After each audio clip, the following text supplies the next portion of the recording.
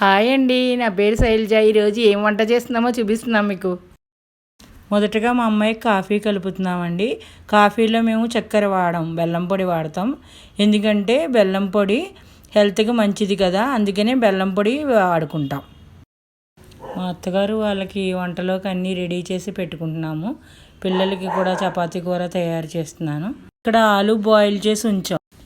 ఇక్కడ మొదటగా పోపు వేసుకోవాలి. మినప్పప్పు, శనగపప్పు, ఆవాలు, మిరపకాయ ముక్కలు, తర్వాత ఉల్లిపాయ ముక్కలు వేసుకుని సిమ్ములో పెట్టుకుని 10 నిమిషాలు వాటిని మగ్గే వరకు వేయించుకోవాలి. వేయించుకుని కొద్దిసేపు ఆపాలి. తర్వాత కరివేపాకు, పచ్చిమిరపకాయ ముక్కలు వేసి కొద్దిసేపు వేయించాలి. వేయించాక వాటిని వెంటనే తీసి టమాటా ముక్కలు అందులో వేసేసి ఇవన్నీ కలిపి వేయించుకుని పసుపు వేయాలి.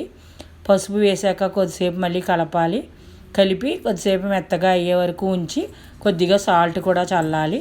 సాల్ట్ చల్లి అది ఇలా వేగుతూ ఉండగా సాల్ట్ మెత్తబడుతుంది. వేయంగానే కొద్దిసేపు అలా వేయిస్తూ ఉండాలి. వేయించాక ముక్కలు మెత్తబడ్డాయో లేదో చూసుకుని ఒకసారి కొద్దిగా లైట్గా ఎర్రకారం కూడా చల్లాలి. చల్లాక మెత్తగా అవుతుంది. మెత్తగా అయ్యాక కొద్దిసేపు అలాగే సిమ్ములోనే వేయించుకోవాలి. వేయించుకుని కలుపుతూ ఉండాలి. కూరని కొద్దిసేపటి వరకు కలుపుతూ ఉండాలి. కలుపుతూ ఉంటే ముక్క మెత్తబడుతుంది. సిమ్ములోనే ఉంచుకుని చేసుకోవాలి. ఇదంతా అయ్యాక కుక్కర్లో ఆలుని ఉడకబెట్టుకుంటాం కదా, అవి మనం తొక్క తీసేసుకుని పక్కన పెట్టుకుని ఆ మెత్తగా ఉడికిన ఆలుల్ని అవి ఒక్కొక్కటి నీట్గా చేసుకోవాలి. ఉడికిపోయినవన్నింటిని ఈ కూరలోకి ఒలుచుకోవాలి. అవి తీసి మనం ఈ వేయించిన టమాటా ముక్కలు అవి ఉన్నాయి కదా కర్రీవి, దాంట్లో ఈ ఆలులు కలిపేసుకోవాలి. కలుపుకొని మెత్తగా స్మాష్ చేసుకోవాలి. అవి ఇవి మెత్తగా అయ్యేటట్టు కూర అంతా కలియబెట్టాలి. సాల్ట్ అది నీట్గా కలవాలి. ఈ కూరలో మొత్తం అంతా కలియబెట్టి బంగాళదుంప టమాటా కూర అంతా మెత్తగా అయ్యేటట్టు కొద్దిసేపు సిమ్ములోనే ఉంచి బాగా మెత్తగా అయ్యేటట్టు ఉంచుకోవాలి.